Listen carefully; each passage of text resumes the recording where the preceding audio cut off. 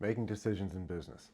I'm Arthur Petropoulos, managing partner of Hillview Partners. We're a middle market, lower middle market, M&A and capital advisory firm helping companies generating $1 million to $10 million in pre-tax earnings, sell their businesses, secure capital. So today's video, a bit of a rant, a bit of less structure perhaps than prior videos, but nonetheless, very, very important topic that we discuss endlessly within our own company as well as with our clients and with prospective clients. And that is, how do you make decisions in business? How do you make the best decisions? And we always try to bifurcate that into two real thoughts. One is you should be planning in decades. So even if you don't think you're going to hold your company forever, plan as if it's going to be a multi-generational business, and always put in plans that create long-term value and do not sacrifice long-term growth for any kind of short-term gains. You know, the biggest criticism of the public markets oftentimes is that they are working for quarterly gains, oftentimes at the negative or detrimental impact to the longer-term growth of a business. And with us working predominantly with privately held businesses, we say the benefit is that they have the advantage of being able to plan for the very long term. And so plan in decades.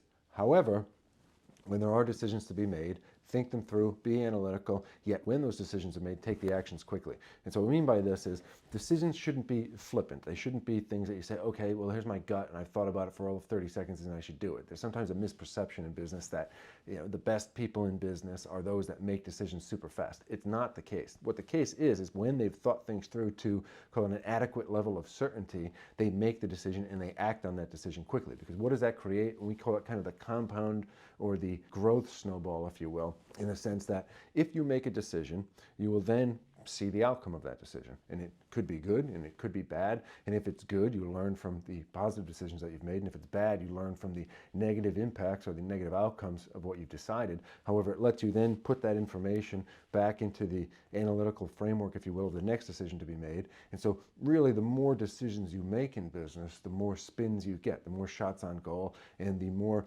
iterations and the more data that keeps coming in, and the better decisions that you will ultimately be able to make, which ultimately accounts for optimal growth, optimal progress, optimal anti-fragility, if you will, of being able to run a business and own a business. And so really what it then comes down to is you say, well, how long of a time is necessary between thinking about a decision that needs to be made and actually making the decision? So if we are planning in decades, and if once a decision is made, really the optimal time to take action on the decision is immediately in order to get that good cycle moving in the right direction, the optimal timing is not necessarily, from our perspective, a specific time. You can't say like, well, with every decision I should think about it for 2 days. Now we do say, think about the decision at the end of the night when you're exhausted, and think about the decision in the morning when you have the most energy, and really it should be some conflation of that. But the optimal timing between having to make a decision and actually making a decision, we like to think of it more as kind of a certainty level. And so in business, one of the unfortunate truths, or fortunate truths, however you want to think about it, is you're never going to get to 100% certainty because there's just too many variables. Things are changing in real time.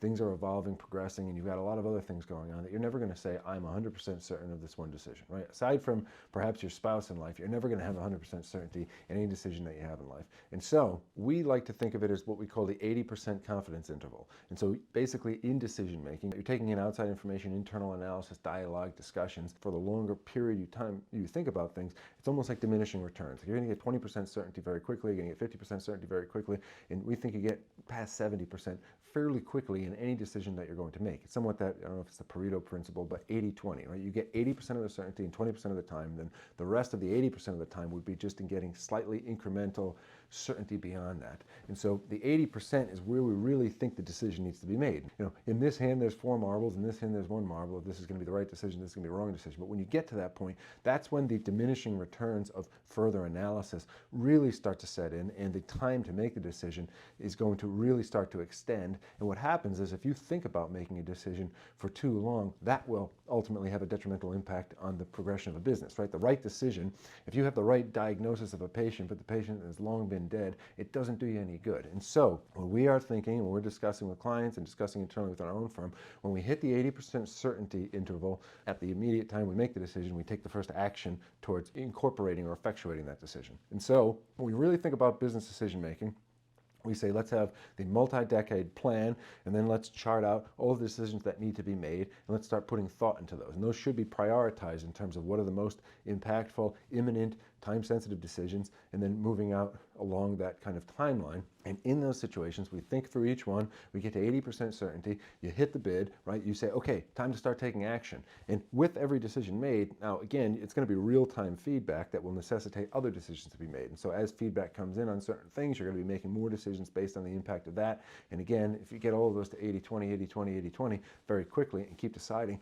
you're iterating, right? You're getting shots at the hoop, you're getting shots on goal, whichever country and reference we're speaking to.